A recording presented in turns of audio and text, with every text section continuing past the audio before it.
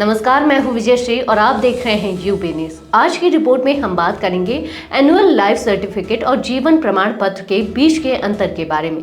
केंद्र सरकार से पेंशन पाने वाले सभी पेंशन भोगियों को हर साल अपनी पेंशन जारी रखने के लिए नवंबर में बैंक में जाकर एनुअल लाइफ सर्टिफिकेट जमा करवाना पड़ता है। इस साल 80 साल और उससे अधिक उम्र के वरिष्ठ नागरिकों, सुपर सीनियर सिटीजन्स के लिए यह प्रक्रिया 1 अक्टूबर से ही शुरू कर दी गई है, ताकि वे पहले से अपना लाइफ सर्टिफिकेट जमा करवा सके। हालांकि अभी भी बहुत से लोग एनुअल लाइफ सर्टिफिकेट और जीवन प्रमाण पत्र के बीच के अंतर को लेकर भ्रमित हैं। आज हम इस रिपोर्ट में इन दोनों के बीच के अंतर को विस्तार से समझाएंगे।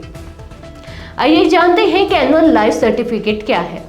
एनुअल लाइफ सर्टिफिकेट केंद्र सरकार से पेंशन प्राप्त करने वाले सभी वरिष्ठ नागरिकों को हर साल पेंशन जारी रखने के लिए पेंशन वितरण संस्था जैसे बैंक या डाकघर के समक्ष जमा करवाना अनिवार्य होता है। इसकी शुरुआत हर साल 1 नवंबर से होती है, लेकिन इस साल 80 साल और उससे अधिक उम्र के पेंशन भोगियों के लिए यह प्रक्रिया 1 अक्टूबर से ही शुरू कर दी गई है।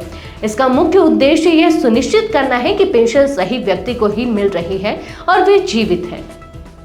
जीवन प्रमाण पत्र को डिजिटल लाइफ सर्टिफिकेट यानी कि डीएलसी भी कहा जाता है। यह एक डिजिटल दस्तावेज है जो आधार कार्ड में मौजूद बायोमेट्रिक डेटा के आधार पर तैयार किया जाता है।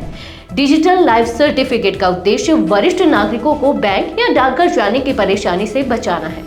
डिजिटल लाइफ सर्टिफिकेट की एक यूनिक आईडी होती है जिसे प्रमाण आईडी कहा जाता है।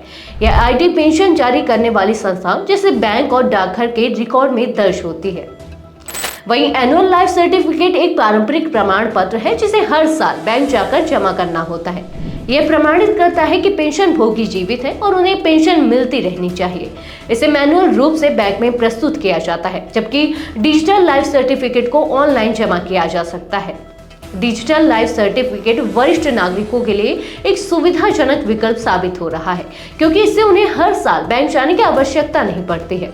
आधार कार्ड के लिंक होने के कारण पेंशन वितरण संस्था स्वतः ही पेंशन भोगी के जीवित होने की पुष्टि कर सकती है।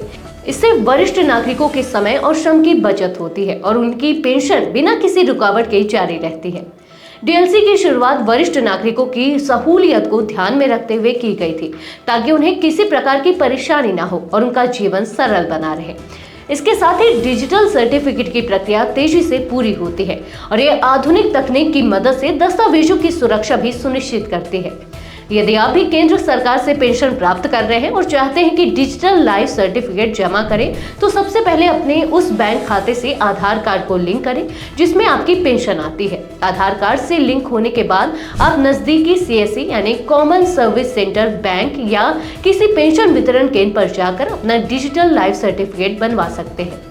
डीएलसी प्राप्त करने की प्रक्रिया बेहद सरल है। आपको अपने आधार कार्ड के बायोमेट्रिक डेटा का उपयोग करना होगा और इसके लिए एक मशीन की आवश्यकता होगी जो आपकी उंगलियों के निशान या आंख की रेटिना स्कैन कर सके। इसके बाद आपकी जानकारी को पेंशन वितरण संस्था के साथ शेयर किया जाएगा ताकि आपकी पेंशन जारी रहे। एनुअल लाइफ सर्टिफिकेट जमा करते समय यह सुनिश्चित करना चाहिए कि आपके सभी दस्तावेज सही और अद्यतित हों। साथ ही यदि आप डीएलसी जमा कर रहे हैं तो अपने आधार कार्ड की जानकारी और बायोमेट्रिक डेटा का सही तरीके से उपयोग करना सुनिश्चित करें।